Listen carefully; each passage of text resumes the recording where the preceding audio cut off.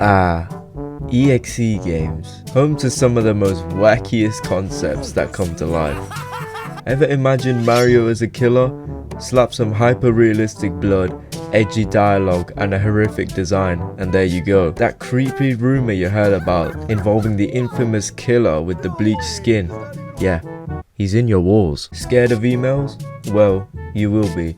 Anything just about goes. Did I mention to slap on that hyper-realistic blood onto your childhood? Well, now you know how to make an ancient EXE game. 2012 was a really brazy time for completely traumatizing people with myths and urban legends. I vividly remember scaring the hell out of my friends about Jeff the Killer and Ben Drown, even the tales though, unsure of whether to believe these stories or not.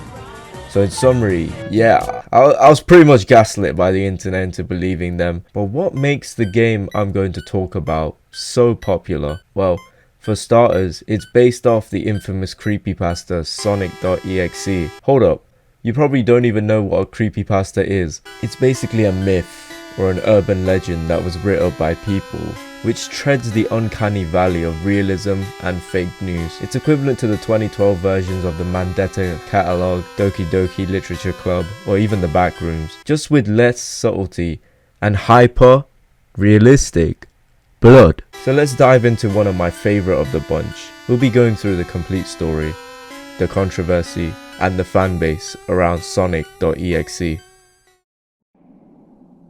In August 11th of 2011, the user JC the Hyena submitted a story on the Creepypasta wiki about a strange CD-ROM the narrator received from a friend. The CD had Sonic.Exe written on it.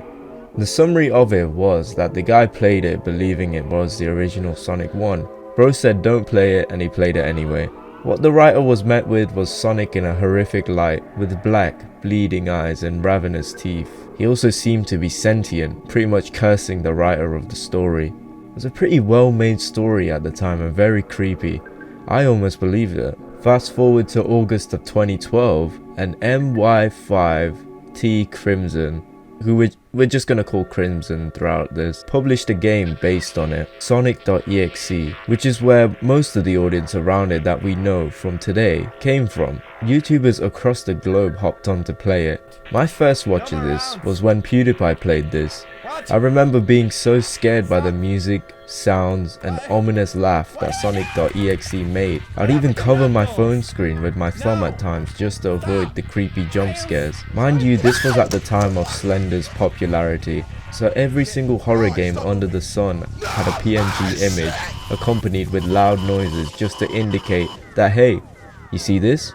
This is scary. And you should be scared, because it's loud. Yeah. Scary. So let's look at the gameplay. The gameplay basically has 3 levels. Tails, Knuckles, and Eggman, who all meet their impending doom by the hands of Sonic.Exe. Starting off with Tails, he's thrown straight into Hill. Not Green Hill, Hill. Not just any hill, I must say, but Hill. As old as this game is, the music is actually great. Hill really gives off a creepy vibe, especially since the music sounds reversed. The level looks normal before you start seeing the deceased animals that are scattered around, hung up on trees or just laying on the floor. Tails then reaches Sonic, and that's where the game starts, as Tails is now forced to play hide and seek with Sonic.Exe, being relentlessly chased by him. Sonic.Exe inevitably catches him, causing him to cry before being stabbed by his claws. Now the game goes back to the character select screen, in which Tails doesn't seem to be looking good. Like for real, like, you good, bro? Do you need Snickers, bro? Maybe even some Prime, bro. I bought some for like a tenner. The next character is Knuckles, who is like Tails as he moves forward in a normal looking level before things start looking distorted. That's until Sonic.Exe starts to toy with him, tiring him out before granting him the sweet taste of death by his former friend. You can also punch here, but it does absolutely nothing in the grand scheme of things, and it's just a useless mechanic. I don't even know why it's added here. Eggman has practically the same style of gameplay. I just wanted to point out how ominous and creepy the choice of music here is, as every character is facing an unstoppable force who will inevitably reach them, no matter how hard they try to fight it or run. But as you keep going with Eggman's level, this happens.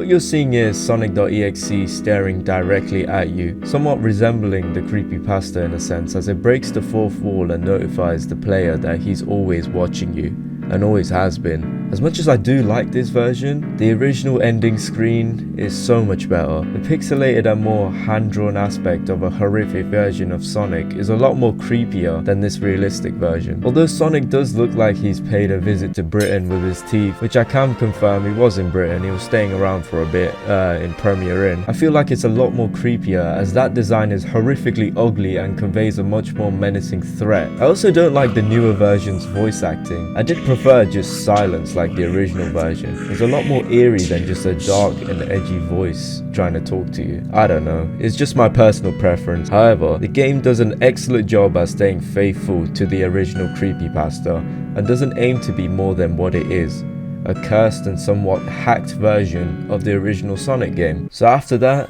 you're given a game over screen with the reverse version of Sonic CD's game over tune.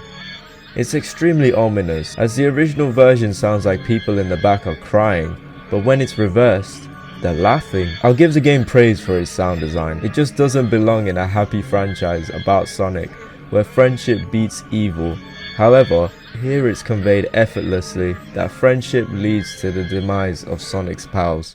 After this, you're greeted with a strange block of text that seems to have ritualistic singing in the background. The text translates to, "As my deceased soul screams, you will be the walker of shadows. Delight me with sinister sin, a funeral of euphoria will break Satan's black heart. The hand of darkness casts its shadow upon you. Forever walk in the world in my creed, and do as I would. You will become invincible as you should. Curse the world of my light, and asphyxiate in my harboring blackness. Your world belongs to you, but my control is absolute. Curse those who are close to you, and join the forces of mine, and bring about the dark age."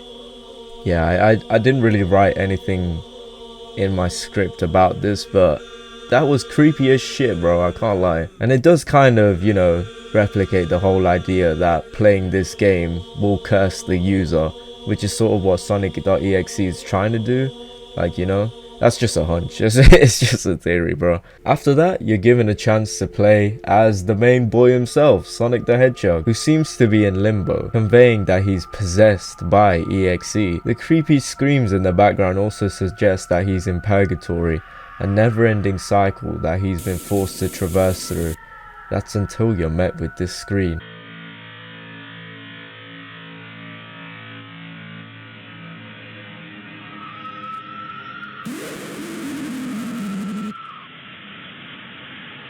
The version that I'm playing seems to have cut this out, as I was waiting a while for it to appear. I guess the creator did remove it on the latest version, but don't take it from me. I didn't want to download any other versions from any dodgy websites since I didn't want a virus. Maybe if you wait enough on the latest version, you might see this too.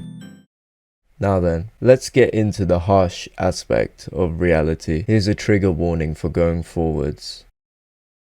In 2021, the writer of the original Sonic.exe creepypasta, JC the Hyena, was exposed for a lot of degenerate decisions, such as doing fetish RP with minors. He did own up to it. Do keep in mind that this is not the creator of the Sonic.exe game. This is its writer of the creepypasta. This is truly just an awful and unforgivable situation to put yourself in. And there's a lot of evidence online that shows what he's done. He's shown to be deeply regretful of his decisions from what I've researched, and he's handed over the rights of Sonic.exe to his girlfriend, who broke up with him once the news broke out. In conclusion, the concept of Sonic.exe isn't a bad idea at all. I found it to be quite creepy and disturbing after reading it and playing the game afterwards. Of course, with such a phenomenon comes many different iterations of people's own visions. My favorite must be Sonic.exe, which is a fan-made mod that dives much deeper into the Sonic.exe rabbit hole and puts its own spin on it. The animations for these sprites look phenomenal, and the story is diving much deeper than its inspiration. I hope you all enjoyed the video. If you did, a like and subscribe would be very much appreciated for helping me out. I always aim to amp up the production and quality for these video essays that I do on video games, so please do consider checking out my past videos and do let me know what I should discuss about next. Once again, thank you all a bunch.